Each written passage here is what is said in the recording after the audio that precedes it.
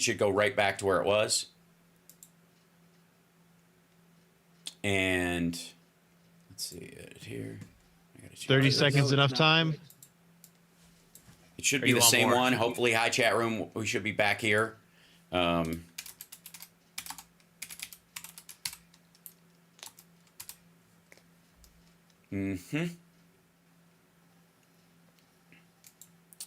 Yep, we should be back on here. Let me go back to you, Johnny. There we go. Whoops. Oh, my camera's off. I see. That's fun. 1 second.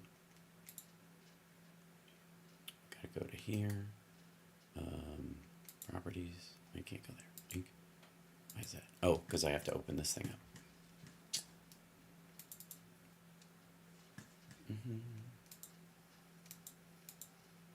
Okay. Hopefully that does it. Give me 1 second. I want to fix this guy again. Yeah, it looks like it's a new link. Is it? Okay. Yeah. Give me 1 second. Why are you not doing this? Oh, because I didn't select the source. There we go. Properties. There we go. Go back to here, and then we'll go back to here. Okay. Hi. Just the Johnny and Johnny. There we go. Hey, okay, we're back. All right, now we're up. Sorry. Man, that's fun. I don't hear Chicago. Is Chicago still there? Can we hear them okay? I think they were. Chicago. Chicago, can you check for us audio-wise? I hear you guys. Can you hear us? Ooh, I don't hear them. I can. Can you hear them, Hal? I don't, but that might be on me. Hold on 1 second. I also don't. I'll put another commercial in. Oh, all right. Maybe that's it. Yeah, even on YouTube, there's just the OBS. There we go. It'll take a second to catch up, but I don't. For some reason, I'm not hearing Chicago on my end. I hear you. I'm going to do something real quick. Turn that off. And it'll take a second for them to refresh in this thing. And then Chicago, can you try, just send me some music or my way or something? Oh, I can do that. I can send you music. Hang on. Okay. He's trying now. Yep, I hear it. I'm going to do something. Did he say he heard that? Can you hear that, Hal? I do not. I'm working on it. Hold on 1 second. I can just relay stuff for now. Yeah. Oops. Okay, cool. We're going to come back in 20 seconds then, guys. We're coming back in 20. Johnny in this case. Excellent. Hold on.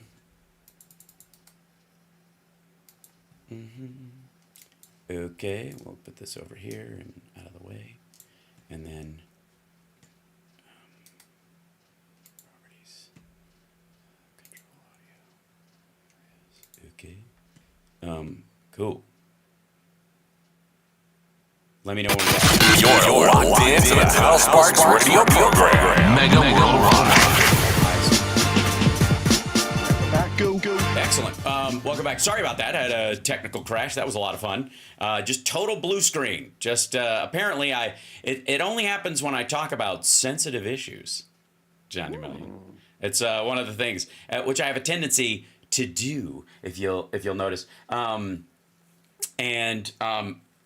Over the, I'm trying to think of the myriad of reasons, by the way, Johnny Million, why I would be able to hear you and not them. It's very curious to me. We'll work that out during the hour break. But We're gonna break for an hour? No, at the hour, at the bottom of the hour, which they say. And I never really understood. I'm a helpful radio partner. You are. You're great at this. You've learned a lot over the years. I have to say, one of the things that I had the hardest time wrapping my enormous brain around when I was a kid, when I was a kid starting out in radio, at New Trier, I initially entered into forensics, the competition art and drama at New Trier. The acting teacher that I had at the time there, or who ran the department, my acting teacher, Mrs. Adams, who was amazing, wanted me to do competition scene work and an original comedy, which is what I ended up doing.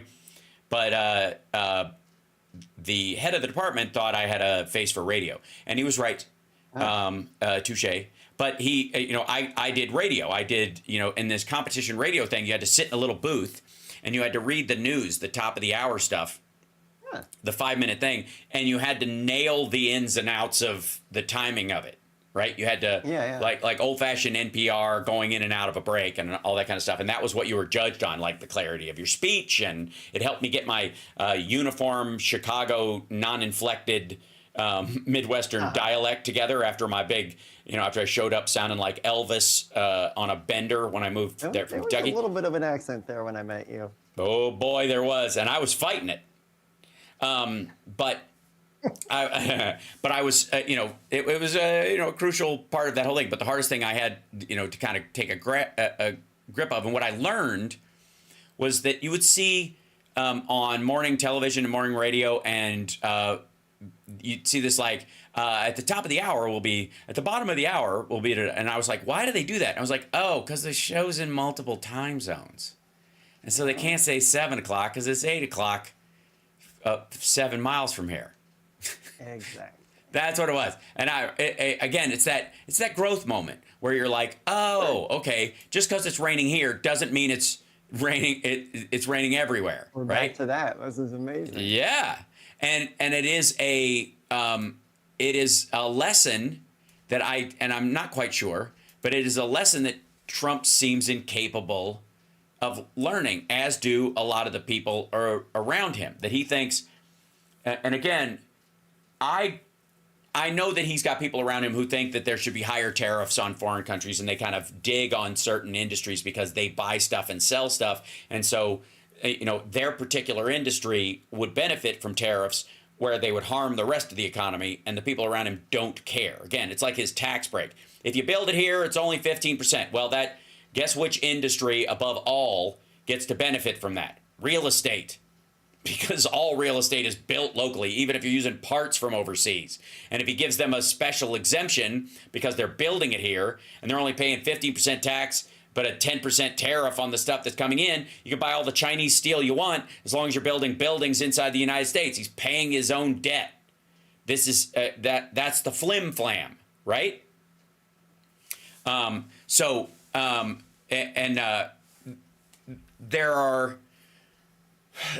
There's an element to that where that makes sense from their sense of self-interest.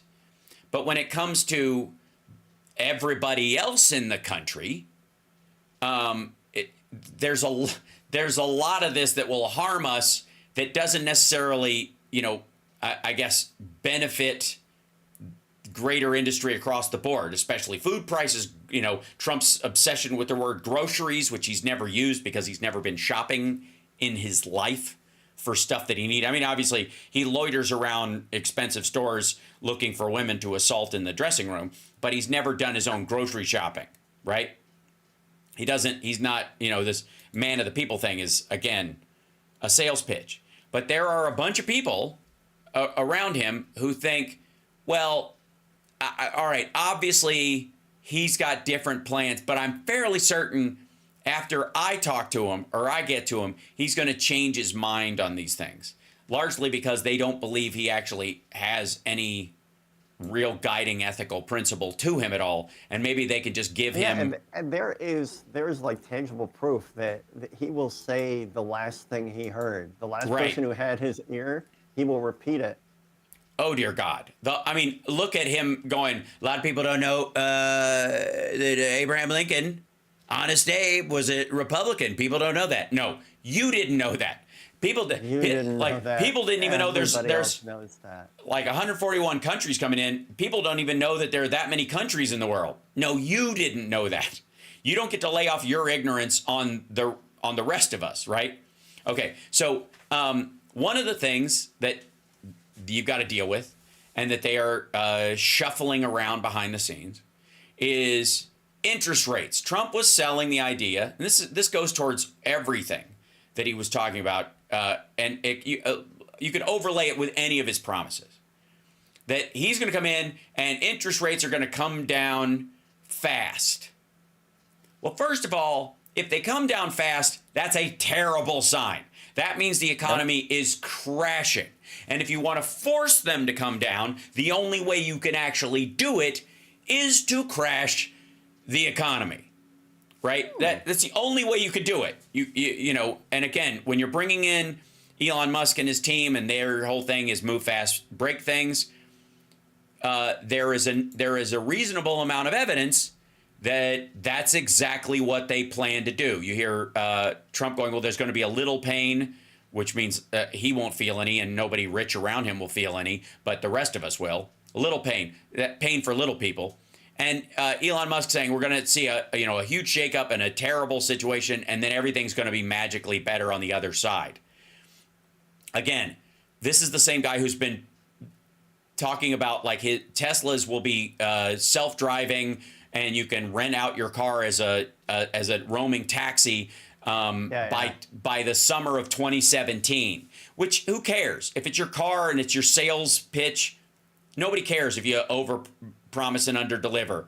But when it's Medicare, when it's Social Security, when it's veterans benefits, when it's food relief, and when it's a vaccine and the availability of it, that playbook does not work. So there are dozens of people that seem to think that they're going to be able to lean him in a certain direction. The problem is, at this point, with his dough-headed, aged, withering brain, redirecting this cruise ship of thought once he gets his mindset on something is going to be increasingly hard because he ruminates on these stupid ideas. And that's how we ended up with the Gaza thing. Was he started thinking of just looking at pictures like nobody should live there. Nobody wants to move back there. Why would they even do that? How about we just leave, make everybody leave. We'll find them other places to live. This should be a redevelopment anyways. That's my thing, right? That's where that thought came from. Yeah, let's put up a few Trump towers there, kick out all the brown people. Give Kushner the contract. They'll do all the apartment buildings. We'll make billions, right? Trillions over time, maybe. We'll be, financially responsible. And then what is the word that comes out? What does he say? We'll get the U.S. military to help move everybody out. And everybody's like, whoa. What about this not starting new wars and all that kind of stuff? What about,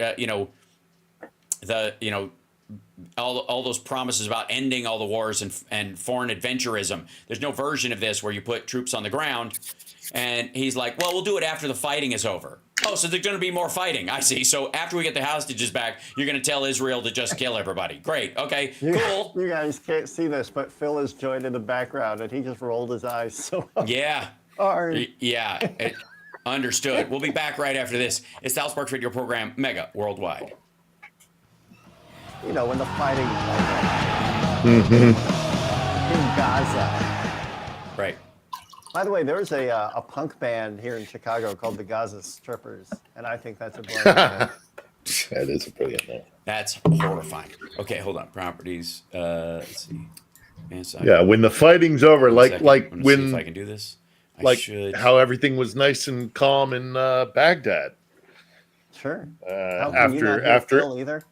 Nope, I'm working on it though. Chicago, can you send me some audio to see if includes bombs, munitions, and 3,000 Hellfire missiles. Hello. I hear it. Wholesale will strengthen. Such a weird thing. 1, 2, 3. Turn this off. Boink. Okay. So one of the things I got to Can do you hear me? is Hello? restart this page. I can hear you, Chicago. Yes. Yeah, Hello, both Phil and I can hear Chicago. Whoa. Hold on. I just heard Chicago. One, Look two, at that. 3, 4, 5. You can hear me? One. Awesome. Yep. And Phil, can you Yay. talk? Test 1, 2, 3, 4, 5. Testing 1, 2, 3, 4, 5. That was weird. I only heard him when he was talking to Chicago. That's so strange. So all of a sudden I hear him. Also a performance. Do you hear Chicago? Do you hear me? I can hear you, Johnny. Okay, and then Phil, can you speak? Check for me. Test. Let's 1, see. 2, Hold 3, on one 4, 5. Al, this is Johnny. Check two. Yeah, I hear you. You're fine. Okay. I'm just waiting on. Okay. Let's see. If I turn this off, sometimes apparently this is an issue. In Chicago. Okay, I Hear don't. me, so. Yeah, I'm not hearing Phil yet, so working on it. Okay. You're supposed to be able to have 30 guests on this software. 30. Right. This is a fustercluck. Okay. Twas hold on one second. brillig. I'm going to reload the Slivy page from toes my did guile end. and gimble in the wob.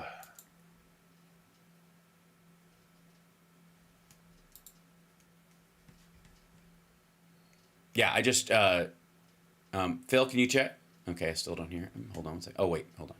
Bye-bye. Check. Checking, check, YouTube check. can hear Phil. That's so funny. Okay, so let's see. Yeah, it's not on my end. Mm-hmm. Yeah, we're getting good audio from you, Phil. Excellent. Yeah. Okay. That is so odd. Let's see, why is that? We I know why. He knows why. And as Hal pulls the plunger out of his rump.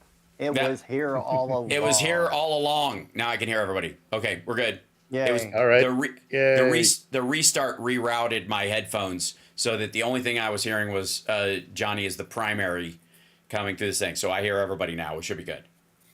Okay. Yay. I'm fine. Hi. How are you? Hi. You want to bring Phil into the main picture? Yeah. Give me 1 second. Come up here. Blink. There we go. Yay.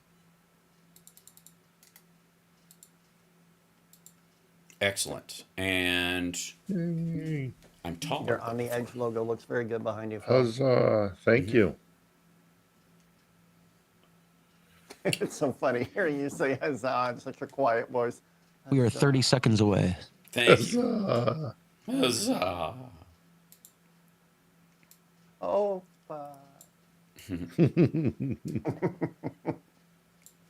Mazel tov? Maybe. Who can say? All right. You seem quiet too. I'm going to see what the audio's like on there. Well, we were just 1, 2, doing 3, 4, quiet 5. celebration words. Mm-hmm. Okay, so bring Johnny up a little Because bit. it's funny. Gosh Check, darn check, it. check. 1, 2, Check 3. Check two. Uh-huh. Mute this in scene. Check there. And then I can turn mine. Okay. Hey, check. And we're off. You're listening to the Hal Sparks radio program, Mega Worldwide. I've had people walk out of me before, but not when I was being so charming. Video streaming at halsparks.com. I don't care for you or for the putrid sludge you're troweling out. Puss-faced little pimp stick. True progressive talk. Might be a good time for you guys to give up. So, welcome to the show. Philip Ittner joining us from Kyiv, host of On the Edge, a talk show out of Ukraine that he's been building and into a formidable source of news over the last few months, especially. So you should subscribe to it. Go to his YouTube channel at Philip Ittner on YouTube and subscribe to On the Edge. And if I may, I'm curious, as we often are, how things are being seen across the pond in terms of people's reaction to what Trump is doing, how it's being received in Kyiv, or if they're just too busy fighting to notice, or they're kind of almost happy that there's a lot of other stuff that is eating up, I guess, hard drive space in the United States, that it's taken some of the pressure off of Ukraine, even while, the fighting continues. Well, the USAID stuff is troubling. A lot of people were surviving based on the aid that America was giving when it comes to like internally displaced people living in tents or camps or what have you.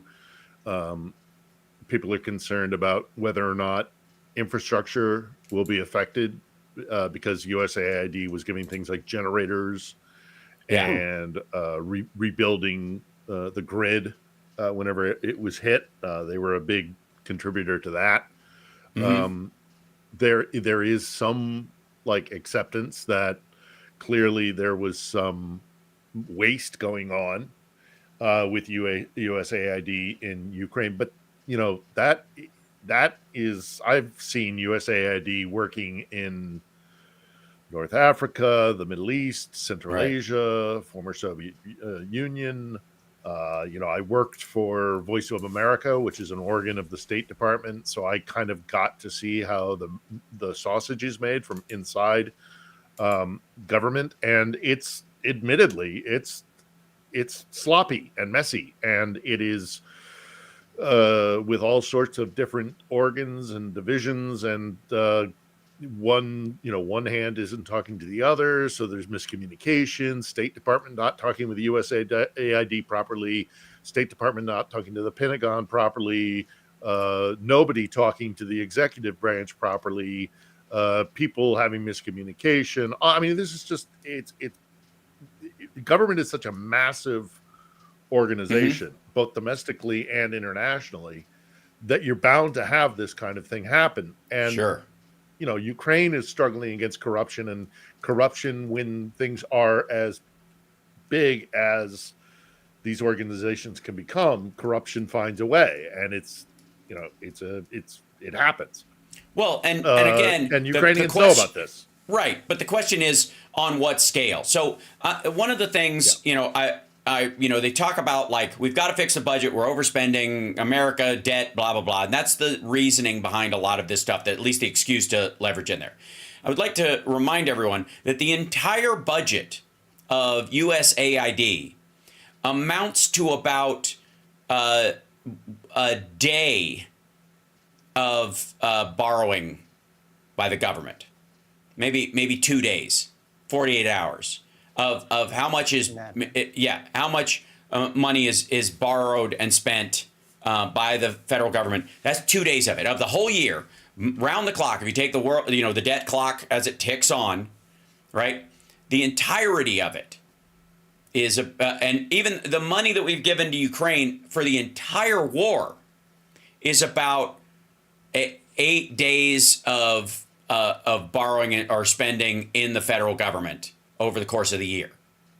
About 8 days. And despite all the things that I outlined there, where things are going wrong, or where there is legitimate criticism to be leveled against USAID, for all of that criticism, I have also seen them house and feed thousands and many tens, if not hundreds of thousands of people. And it is an extremely good cost for result ratio, because we get goodwill. When we save people from flooding in Pakistan, or we start immunization programs in Tajikistan, or wherever it is that we are spending the money for humanitarian efforts, we get back. And it's sadly it's not calculable, because it's not done by a quantitative process. It's qualitative. We get a lot more back than we put in, a lot of goodwill. And this is just, I know people at USAID here in Ukraine, many are being told to pack their bags. Some have already left. Some are, it appears, hunkering down and thinking that perhaps this will get rectified and USAID will come back. So they are tightening their belt. Some of them doing it out of their own pockets. Some are staying with friends because they're no longer getting rent paid by USAID. But there is a large community here of people who work within NGOs and aid groups, and in particular USAID, that are optimistic that this is manageable, that this can be rectified. So there's that going on. And look, Ukrainians themselves, I think we're getting to a point with many Ukrainians where they're getting to the point of it's obvious that the West is not really truly interested in helping us, that we're going to have to do this ourselves. And this is not, this is specifically towards Americans right now. But I think there's been a long-standing feeling towards the entire West as a collective. They talk a lot, but they don't really, they give enough for Ukraine to keep fighting. But they're deathly afraid of actually winning this war, which is something we need to talk about with the looming Munich conference on the 14th with our new Secretary of Defense, right? And how that's going to go. It's estimated that's when they're going to kind of announce the Trump plan for peace in Ukraine. But already Ukrainians are looking at things like USAID and straining out, trickling out aid and doing things like the Biden administration did with the limitation of what you could fire into Russia.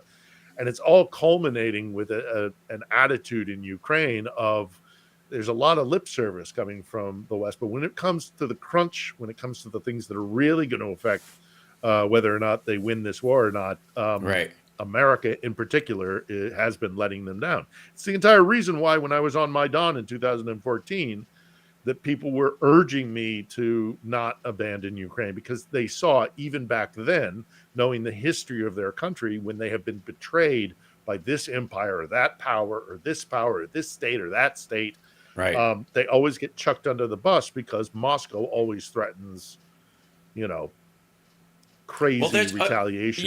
There's been this. But before we get to our break, I want to, bring up kind of an important point to this too, because one of the possibilities that we see floating is that Trump has been leaning, because of rare earth materials and that kind of stuff, minerals, that he seems to be drifting in his transactional zone more towards Ukraine than towards Russia right now. And if the story that they come back with, that there's more money, growth, and future in Ukraine as a part of Europe than Russia as a sideline friend, or that if it takes them, again, the power and pressure off them if they fail and the people come for Putin, if there's blood in the water, which there seems to have been for quite some time now, if anybody wanted to seize it in those regards, that he might have, again, because he's so transactional and has no inherent ethical nature, can be talked into this just as well.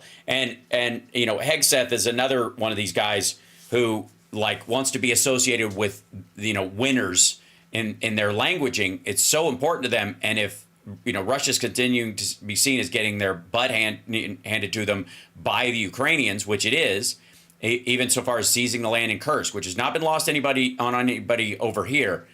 Right now, and this might be a part of that equation, Russia has started bringing in not only troops from North Korea, but Yemeni fighters as well. Houthi militia guys that are acting as mercenaries in the Donbass, which goes directly flies in the face of, Trump's tough on Iran stance. Because the Houthis are an Iranian proxy. He views them as a terrorist group. He's been bragging about it for a long time. And the timing on this is not only stupid, but it also seems to play against what, making Trump more interested in helping Russia work this stuff out. It's embarrassing. Now he's on the side that is using Houthi fighters. And if that, storyline continues to grow, which it seems like it will, he's painted himself into a corner. When we let's take a break. When we come back, I want to remind everybody during the break, if you feel like it, hop on over to Philip Ittner's YouTube channel and subscribe, and check out On the Edge if you want to get some in-depth reporting on the feelings and the real lives of the people in Ukraine right now. And of course, Johnny Million has a live stream as well. It's Johnny Million on Twitch and YouTube. We'll be back right after this.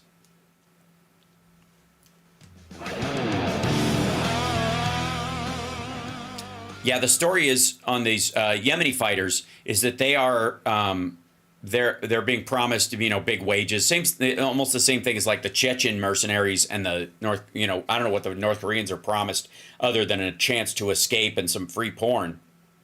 But the Yemeni and Chechens seem to be sort of in line. Thank you, Chicago. Well, and they've done it. They've done it in Mali. They've done it in the Central African Republic. Right. That's what Philip Obaji and I talked about, last week, I guess it was. Welcome back to the Hal Sparks radio program, Mega Worldwide. So I know we're going to have some questions, too, from our chat room at infotainmentwars.com. Like, subscribe, give a thumbs up, support the show. I live stream, by the way, practically every day. I only take Sundays off because I do have a family, after all. Hal Sparks, Mega Worldwide. Check it out. And, of course, join the Substack as well. That's all these sales I can stand to do in an entire 2-hour show. The Biden administration, as they were leaving, through USAID and all this stuff, used every arm they possibly could find to get all the aid to Ukraine out the door as fast as possible. And so the amount of aid going through USAID to Ukraine spiked last year, largely because that's the method that they were using. How can we get this to them as quickly as possible? Seed money, not, ongoing money, never intended to sort of be ongoing, certainly not with Trump in office. So it's interesting to see, like, what does Ukraine need right now, other than, I guess, the freedom to fire deep into Russia? Right. Yeah, I mean, aside from supplies and look, I mean, it also always needs stating that this is the stoppage in USAID or in humanitarian aid or State Department spending does not affect the military spending that's coming here. So that's going to keep coming over for a while, and that's very important, obviously. I mean, the humanitarian things are very important as well, but you got to keep the front line going. And, we have more things coming in from the Europeans. We just got a bunch of new F-16s from Holland. We got Mirage fighter jets from France. They're up to, the Ukrainians are up to being 40% sustainable internally with their own weapons production. So, and they're going in 2026. It's estimated that there are going to be 4 new massive military factories, production factories, being built by the Germans that are going to be coming online. So they're going to keep, they'll keep going. But if the Trump administration were to start pulling military aid, I think that Ukrainians would sour on the Ukrainian-U.S. relationship pretty quickly. So, well, again, there's all that going on. Agreed. I mean, we know that this is the back and forth that we've had in our politics in the United States. Not so much the trend of the American people, but like the fact that Trump thinks that the fact that he kind of threw a bit in the mouth of the argument that immigrants are taking over the country, managed to, lie to certain groups of people about his plans for Gaza and get over the finish line, not with a mandate, but with a whimper, not a roar. And, again, if you watched a basketball game that was 78-75, you'd consider it a squeaker. You wouldn't consider it a landslide or a trouncing. And so the American people in general support Ukraine, it seems, and that's where you're seeing a lot of pushback from Republicans about cutting that aid and moving it under somebody who actually supports, from their languaging at least, Marco Rubio in the Department of State seems to be very pro-Ukraine and very anti-Russia and China in this situation. And the fact that he got the job and was, it was like 99-1 or something like that. He got confirmed compared to, Trump's other people. Will Trump throw him under the bus? And is there a subtle thing that he wants to destroy Ukraine? Whatever, maybe that's conspiratorial and we can't know at this point. How beholden he is still to Russia now with his newfound meme wealth, right? Is he any longer beholden? Does he care at this point? And if that case, if he sees these rare earth minerals, if somebody around him, like Marco Rubio, is convincing him that relationship is financially more valuable to the United States and helps us get around China, and he can brag about it, then the idea that he could possibly switch sides in this is very possible. I mean, even if it's just, we're not going to give them any more stuff, but we're not going to limit what they can do with the stuff we've given them. That seemed, and it seems like that's more in line and the with Ukrainian their Ukrainian thinking. the Ukrainian administration and Zelensky have openly said if Trump wants to make it transactional, if that's what it takes for us to keep getting weapons, then so be it. Most of the material that Trump is referring to when he's talking about the rare earth minerals are actually out east. where the fighting is. So maybe that might incentivize him to increase spending, and support militarily for them to regain some of that territory that holds those materials, those minerals. But Zelensky came out today, I think it was. I'm pretty sure it was today. If not today, then 36 hours ago, where he said, "Look, I mean, Russia only contains about 20% of what we have in these kind of materials that Trump is interested in. So we've got plenty to spend, and we're happy to make this transactional as long as we keep getting weapons. That's the most important thing." Yeah. So we shall see. And look, Rubio, it'll be good to see when Rubio comes over here, and he's got to come over here soon. But the Hexith meeting in Munich on the 14th will be very telling. Deeply concerned because we're hearing some disconcerting kind of I don't want to call them leaks, but rumors about what is going to be proposed in Munich at the Ramstein meeting. Basically, it's a Minsk. It's another version of Minsk. We freeze everything where it is, and we just hope it goes away. There's more to it, like security assurances for Ukraine, whatever those are going to be, non-specified. Some sort of peacekeeping force would be sent over here with European troops.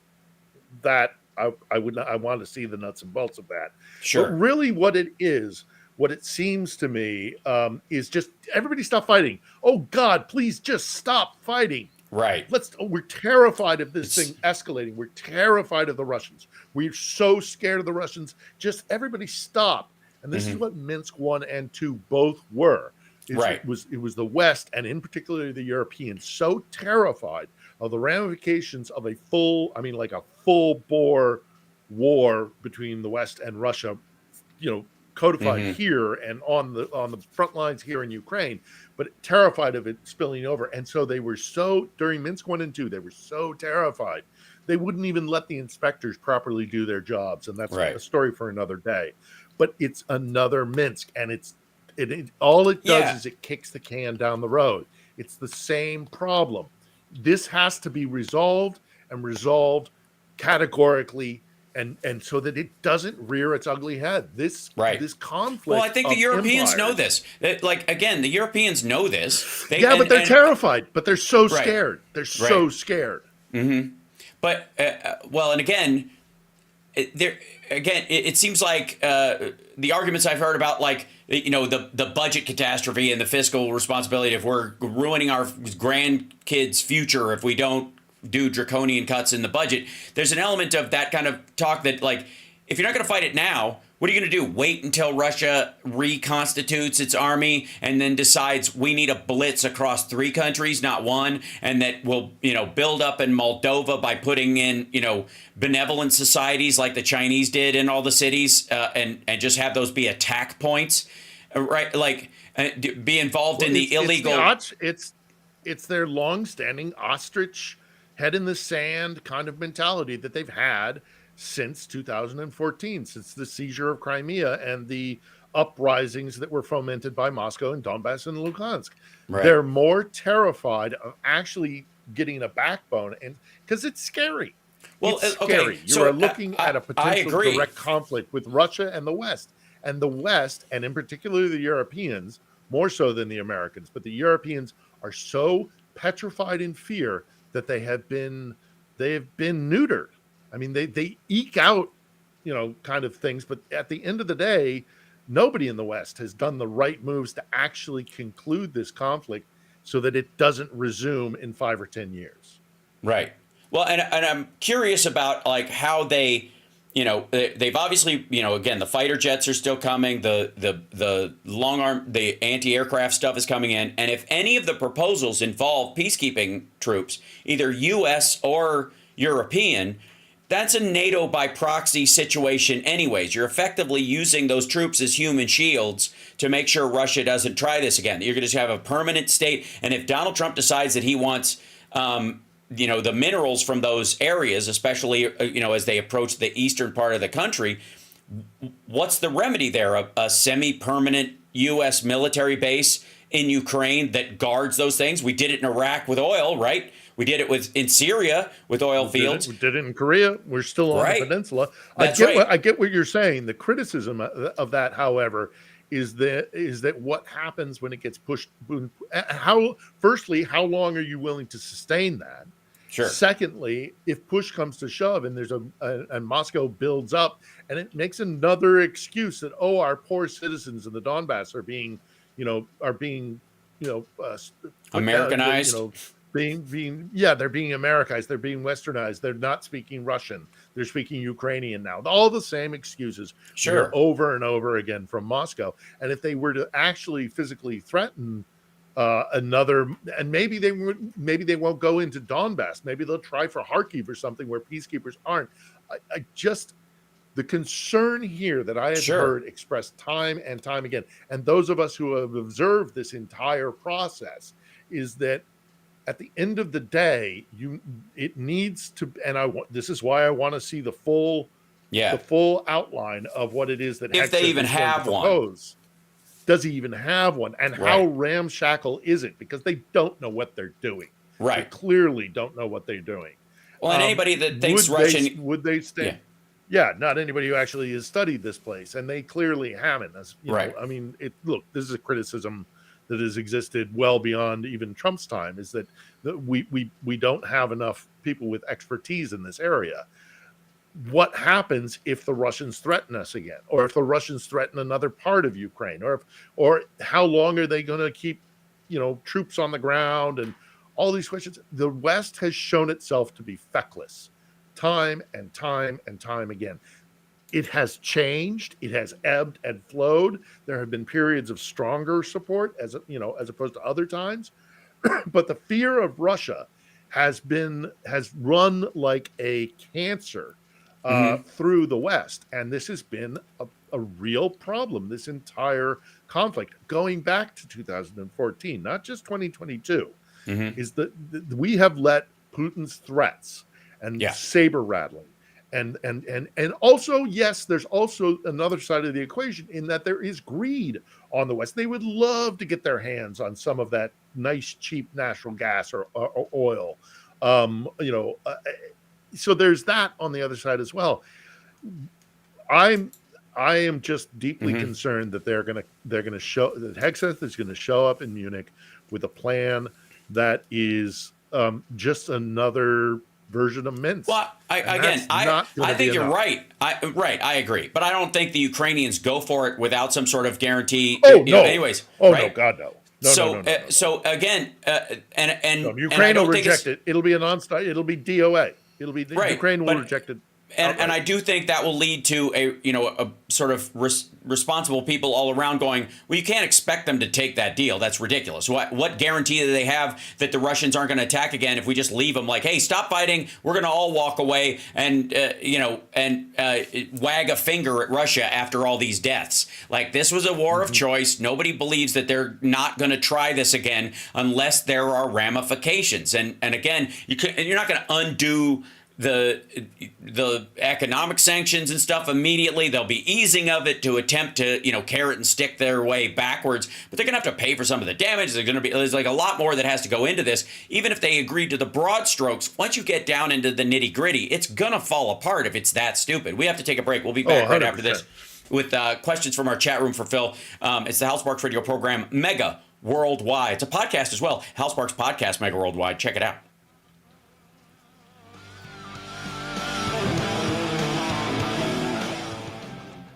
Okay. Yeah.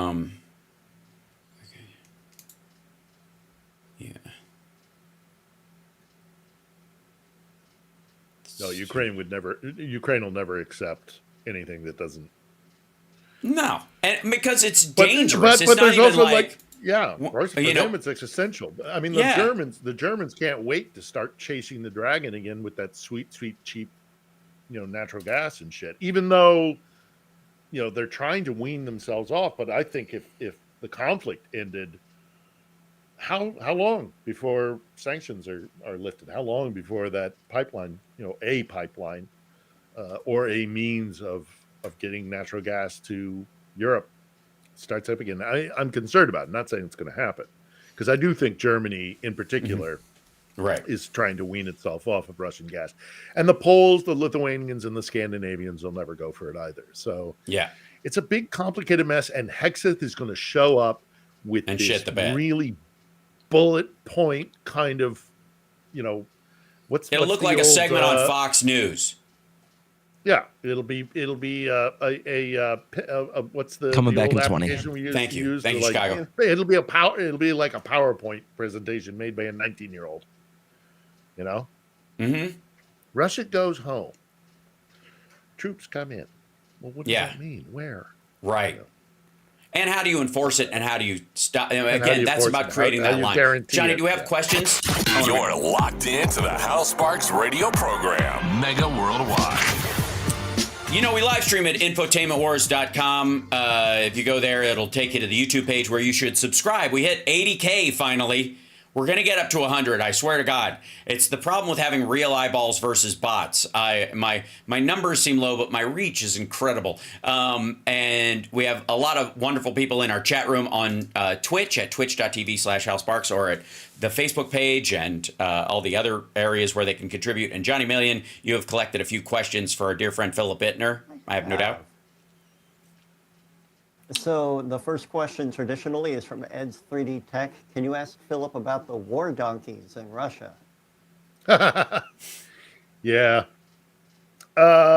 This is the kind of the storyline that's being put out there that Russia has gone through so many vehicles, including first military and then civilian vehicles, that they don't have enough to transport troops around or material.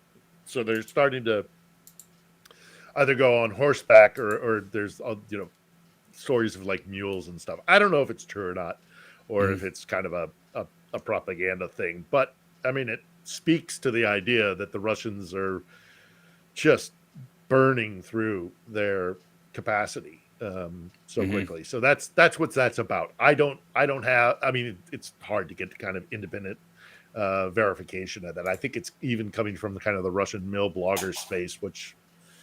Who knows? It's right. It's a weird story, but it's interesting, and if true, says a lot. But even if it's not true, the fact that it's got traction indicates that pretty much everybody knows that Russia is not doing well.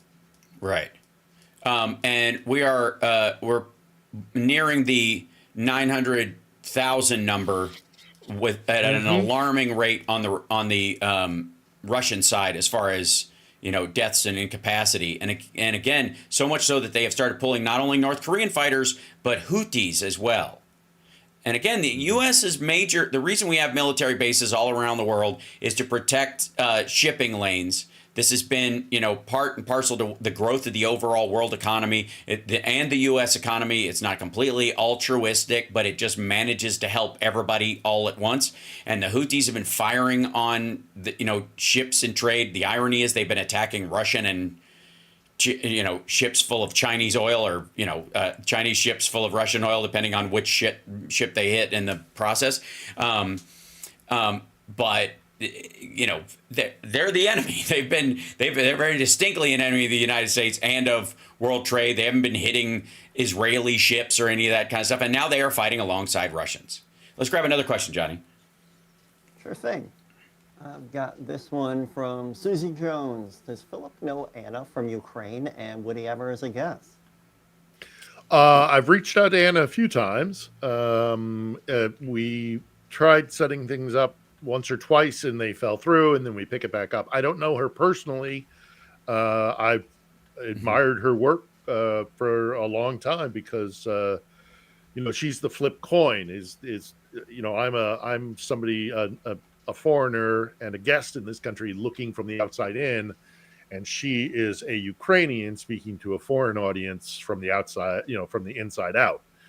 So I'd love to get her on the show and talk about that kind of stuff. I've had Starsky on, obviously, and Terrell, Jermaine Jack, Terrell Starr, other bloggers and influencers, whatever that means.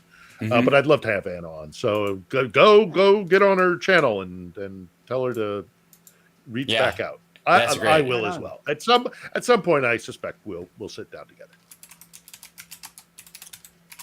Go ahead, So John. I've got a question here from Tim Farrell. If Trump wavers on support for Ukraine, does that make direct attacks on Moscow an option? Well, I mean, it it's already going on, but it would any kind of pressure that DC could influence on Kiev would be gravely diminished. But yeah, I mean, again, I reiterate, the Ukrainians are already attacking Moscow. They're conducting assassinations. They're doing bombings. They've got drones that fly into Moscow proper. They're already doing it. Would they step it up? Yeah, sure, absolutely. Nothing to stop them. We'll see. Right. Excellent. All right, so I've got this one's from Twitch, Right Side Rob. Aren't we financially aiding the Saudi attack on Yemen? No. The Saudis are, again, at war with the Houthis and in line with the Yemeni government. That's a split country, kind of like Lebanon and the Hezbollah-controlled territories. If that makes sense.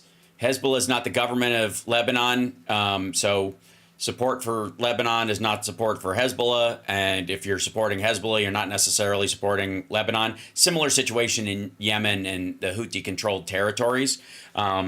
They're trying to make a lot of parallels between this and cartel-controlled areas in Mexico. This is the argument for attacking Mexico that you've heard a lot of recently, which are going to escalate from this White House. The more they miss their markers for both economics and immigration, the more you're going to hear this talk that, well, the cartels are running a big game on us and they're killing Americans with drugs and da-da-da. So this is a form of war. It's a clear and present danger. You're going to hear a bunch of that stuff. So no, not necessarily. What Trump did was he pulled American troops out of Syria at one point, gave himself a pat on the back for removing those troops from Syria, but then moved them down to guard gas facilities in Saudi Arabia, basically so the Yemenis would be too afraid to fire on them because they would hit American troops. At one point, the Houthis were firing into Saudi Arabia. So again, a very complicated thing. There's no way to draw a Sharpie around this and explain it. Which you'll try to do. Do we have time for another question here? Yeah, I think so. Yeah. Yes. From Susie Jones. This is probably for both of you. How many Fox News picks are in Dinky's cabinet? Oh my God. 6 now? I mean, if you count regular guests, right? Yeah. That's the weird part, right? That's the is Carrie Lake considered Fox? I mean, she's in at VOA. She's in over at the BBG, the Broadcasting Board of Governors, which is terrifying to me. Right. Well, again, these are what Trump would call blue ribbon committees. And by the way, if you want to look at areas that he wants to cut off or kill, he will put a woman in charge of it so that they can blame the existence of the thing entirely and the fact that the leadership doesn't know what to do with it and it's run very poorly because he assumes women will run things poorly. It's not a guess. That's the reality of how they do this. You can tell it's a head fake. It's just as obvious as when, if he associates a department with black people, he will put a black person in charge of it. And that's the only thing. Housing and urban development is the example. Everywhere else, if he wants something to succeed, he'll put a macho Fox dude in there or somebody that's rich. And if he wants it to fail so he can have somebody to blame, he'll put a woman in charge. He's even said that about the Department of Education. I want her to put herself out of a job, right? So yeah, it's gross. Yeah. We got time for more question. Yeah. Some people in the chat are saying that my volume is a little low. All right. Well, I will bring it up again. Thank There we go. you. Check 1 2 1 2. Mm-hmm. Is it okay for me to squeeze in one more question? Oh, yeah, absolutely. Yeah. So this is from Brenda Triplett. Does Phil know how many functional fighter jets Russia still has? Russia? Well, see, that's tricky. They still have some of their kind of higher end fifth generation jets that they haven't really engaged here because air defense is too strong and they don't want to lose those jets. The air dominance has been a real problem throughout this entire war. I don't think they have really committed their air force because, again, air defense is actually quite good in Ukraine. And what they have tended to do is, fly right up to the border and drop their glide bombs, which then go into Ukrainian airspace. But they don't engage as much as if they were using NATO tactics, for example, they would have gone for air dominance in the first week of the war. We're now 3 years in and nobody has air dominance. It's bizarre. And part of it is because I think they're reluctant to commit their air force as much as maybe they would internally here within Ukraine, because they probably would very well get shot down. So I think they have air. The Russians just shot down. Yeah, the Ukrainians just shot down a Russian Su-25. Like a couple days ago. If the Ukrainians can get their sights on Russian aircraft, they'll get them. So I think they haven't used the full capacity of their air force yet, and so I think they have quite a bit in reserve. We'll see. I don't know. The question is, does it work? And again, that's that old Russian issue of like the stuff you're going to use the least in war will be the first stuff where the parts are sold and the graft happens. Guns and frontline vehicles and stuff that you'll need for a parade. That stuff will always be refilled and kept fresh in case there's a spot check. But the stuff way back in the back on the shelf, they're not gonna. They're notorious for selling off parts of it to everybody. So that's one of the reasons some of their planes go down on their own. Let's take a break. When we come back, we'll take more questions. Johnny Million, you can tag him in the chat, kids, if you have a question for Philip or for myself, or even for Johnny on how well his cats are doing. We'll be back right after this. The hard-hitting question. Yeah, I didn't get a chance to. It slipped my mind, but in addition to that, the Ukrainians have been doing a really good job on hitting Russian jets on the tarmac. They hit Ingalls Air Force Base, which is one of Russia's main Air Force bases, repeatedly. 3 days ago, I want to say, maybe even 2 days ago, they had a major drone attack on an airfield outside of Voronezh, a major airfield. So the Ukrainians are actually really good at hitting Russian aircraft on the ground. So we'll see. Yeah, we'll see. so these It's are amazing to me that they don't have air dominance. Nobody has air dominance. Yeah, back in 20.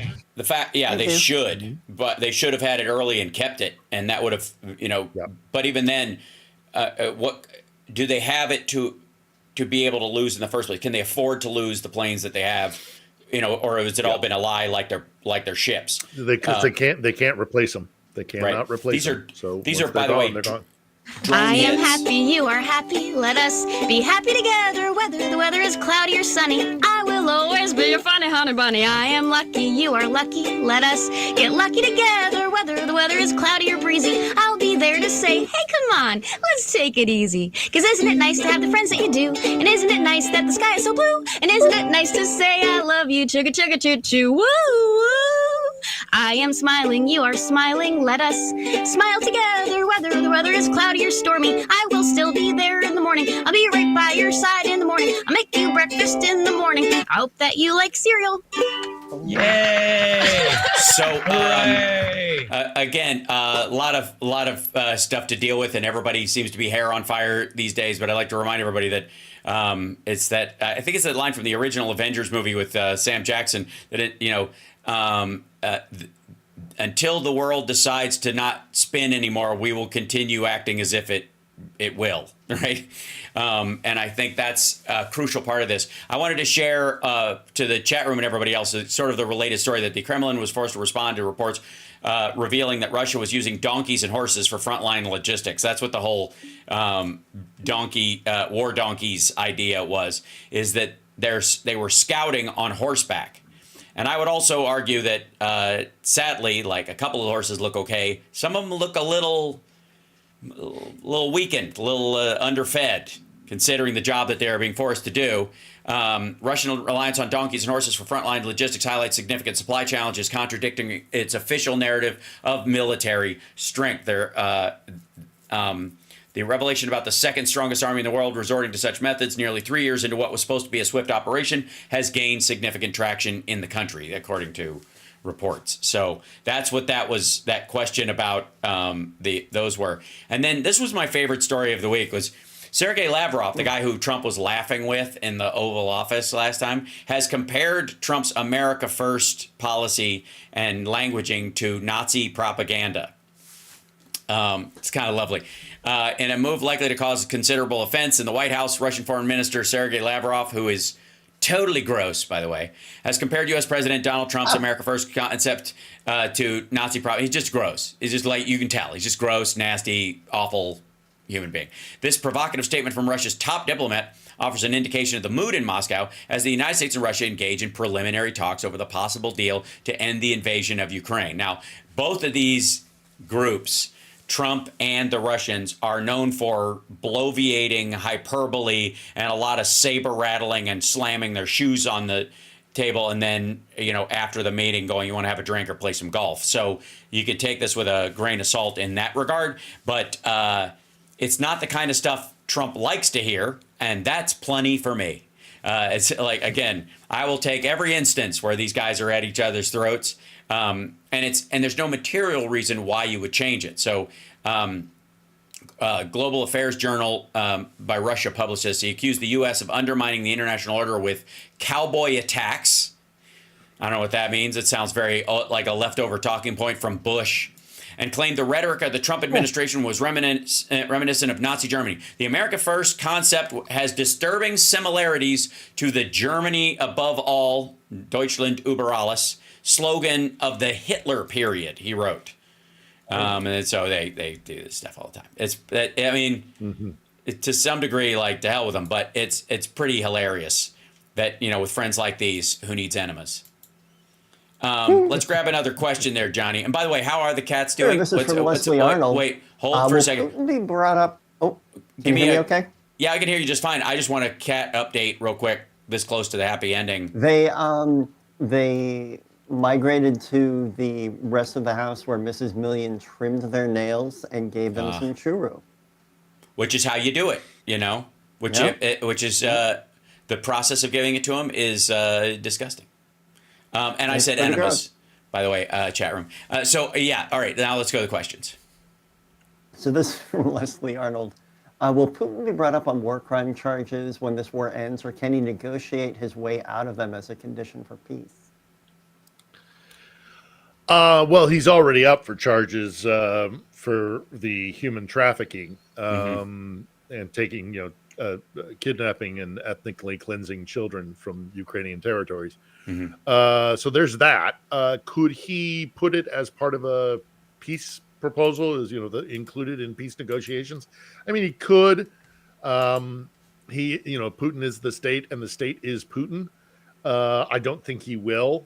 I'm of the mind that he'll probably continue to just kind of challenge it and decide not to fly into places where folks do take the ICC properly. Will he get charged with more crimes? I mean, he should.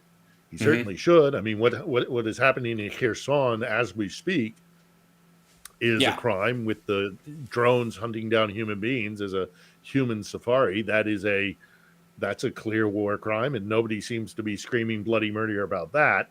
I don't think he's going to get charged with more war crimes. I don't think he's ever going to face justice in a courtroom. I think he falls to his death out of his basement window. Yeah, and the Telegraph I just saw is reporting that basically the premise of the peace plan that they've been talking over with Russia, and why probably Lavrov is so mad, is freezing along current lines, a ceasefire enforced by British troops which I don't see how just British troops end up carrying the weight of this. No. Especially if we're gonna why would we get dibs on rare earth minerals and not the UK, for example, if they're going to do all the heavy lifting or be human shields? Well, and the Russians would freak out if there were American troops in Ukraine. Russia would absolutely flip, and right. and again would not agree to it. I mean, I don't care if they flip, but flip out. But I don't see it happening because it would be extremely provocative, and Russia would have to sign on to it, and they're not going to do that.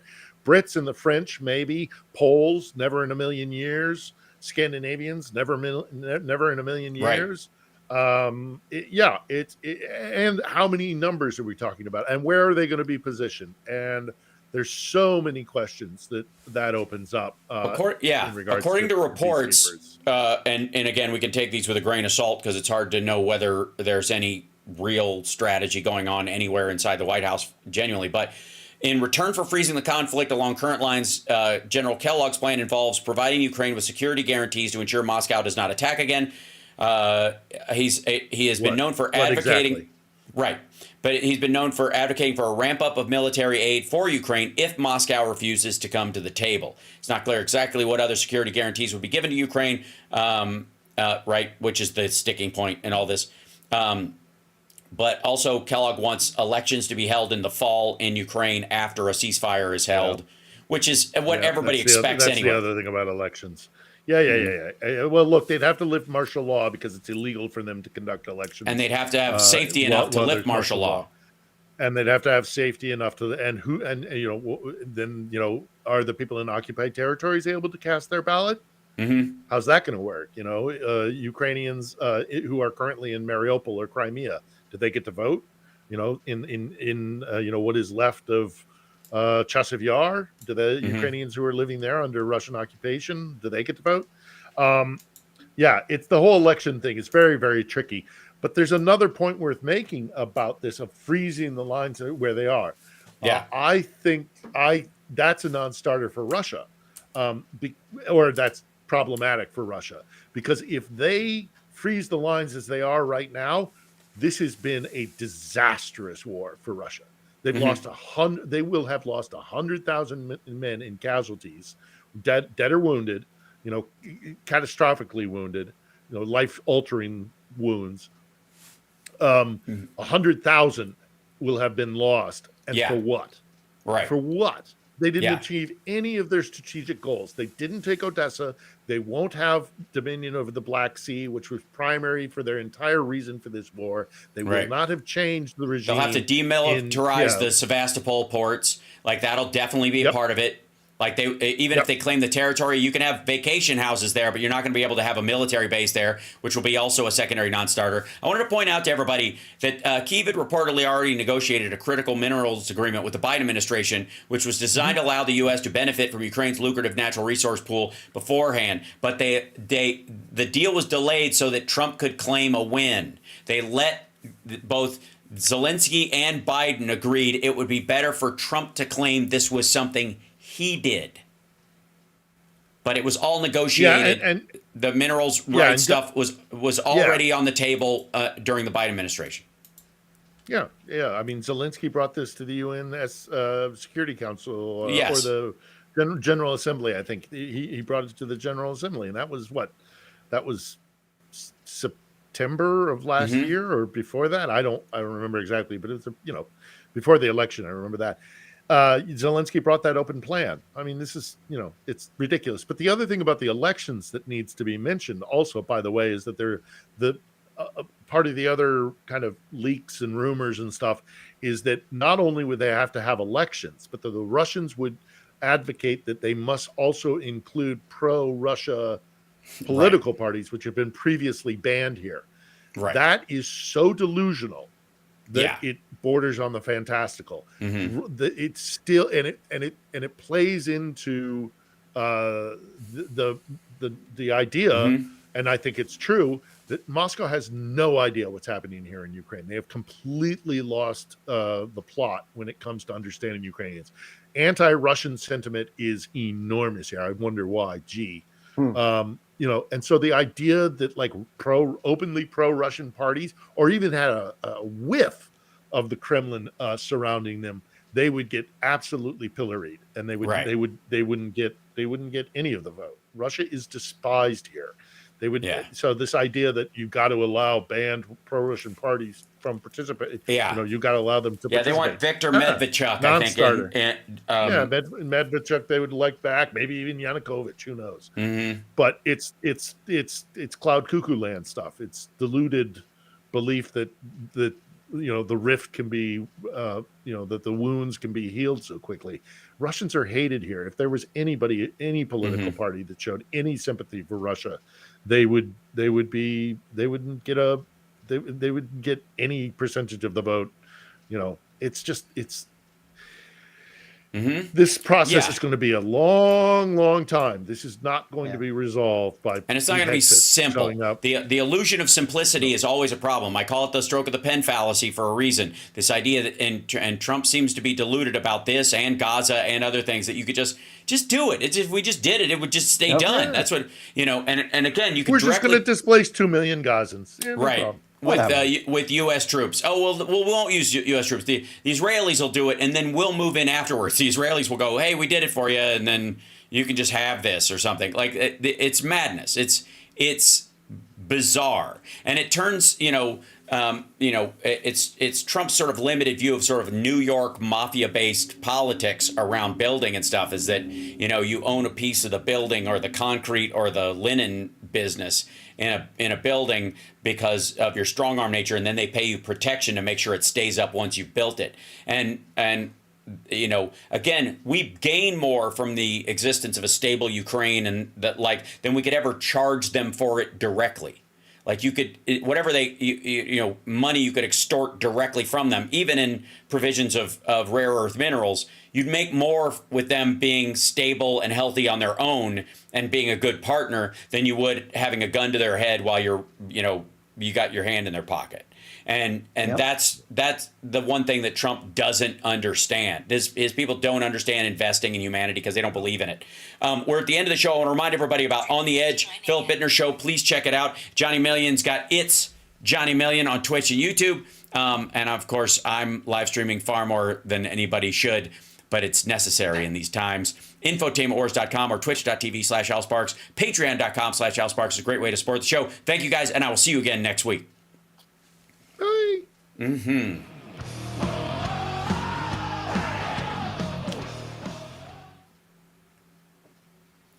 I'm very proud of us for getting even a little bit early.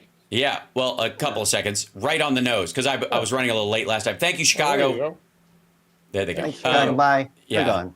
Yep, they left already. Let's see. The what was the other one? Like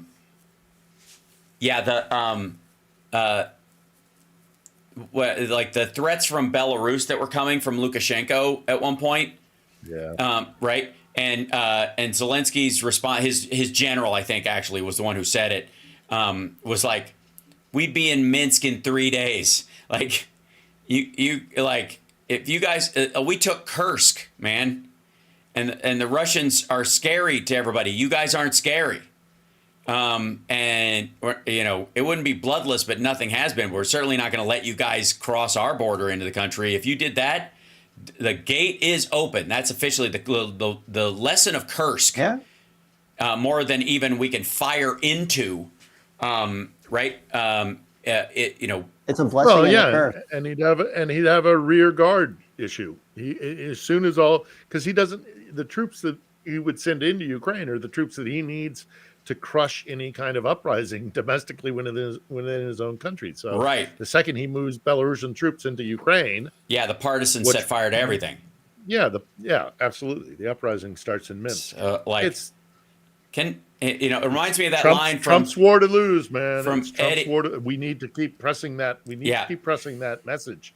It's Trump's war to lose. Mm-hmm. We can win this war. Mm-hmm. There is a clear path to a win in Ukraine, and we could do it. Yeah. If all we have to do is have the will to do it. And so, come on, big boy, come on. Yeah, tough you boy. want to prove how tough you are, Yeah, dummy. he's a little past the one day. Come on, go, buddy. Yeah. All right, I'll let you guys go. Thanks so much, Okay, and guys. I will see you guys Talk next on week. Wednesday. Absolutely, Love you guys. Yeah. All right, See you, bye. Johnny. Have a good week. There they Bye. go. Thanks. Bye. Bye. And then considering the amount. Oh, thanks very much, Cosmic Rose. Yeah, share the show. Let people know, and I'm going to. I've got the honeydew list I have, ladies and gentlemen, on the weekend is starting to become overwhelming. I need bipedal robots to become a thing very quickly. It's the only option.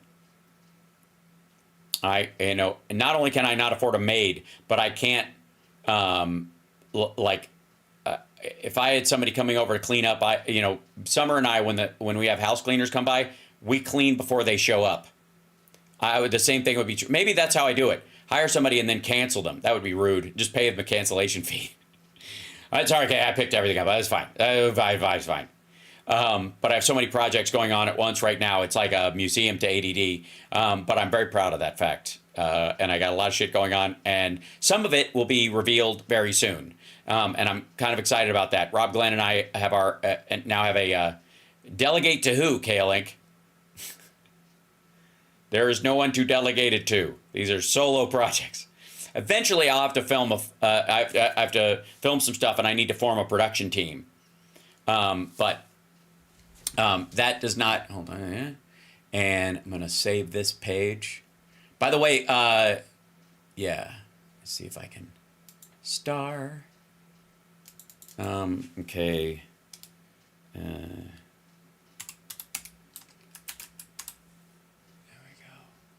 Folder was that? Done. Okay.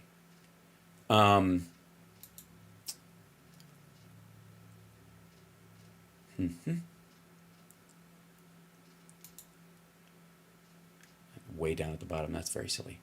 Take this guy. Move it up here. There you go. All right. Now I've got access to it in the way that I should. Okay. So that's our current channel. Andrea, for the show, because it worked fine this time. Hopefully we worked around some of it. If it wasn't the direct responsible thing for crashing my system, which I don't think so. So I think we're all right. That said, that's it. AI robot to film you making robots. That's kind of, you're on to me. You're on to me, Doc Spano. I'm just telling you. All right. Much love. Got to go eat something. I'll see you guys later. Take care of yourselves and take care of somebody else. And phew, man, when we have a crash, it's not like it takes the wind out of my sails, but I definitely have to recover because it's pretty good with handling it, though. Hal, please approve some new animated emotes for Twitch. Okay, I'll add that to the list, Cosmic Rose. Will do. Okay. Oh, and I've got to play music, too, because I got to do everything manually these days. That's just how everything works. Now we'll go with this one.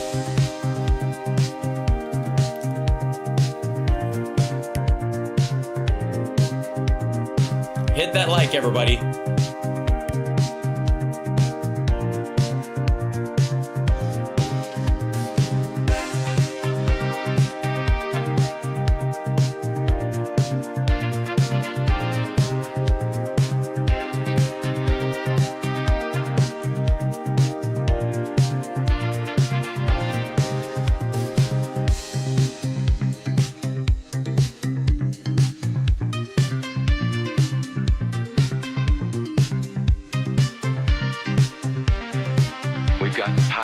Many troublemakers here.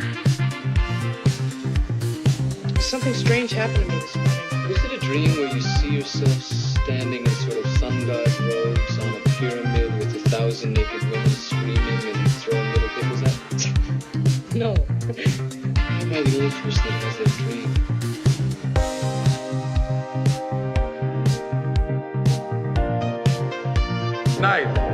Knife. Not thrilling, but knife.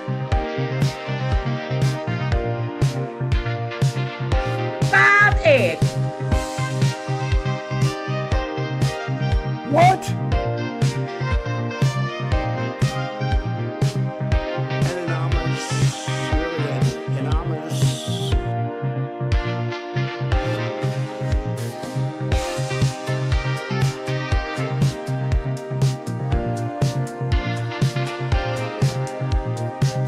to be a stank singer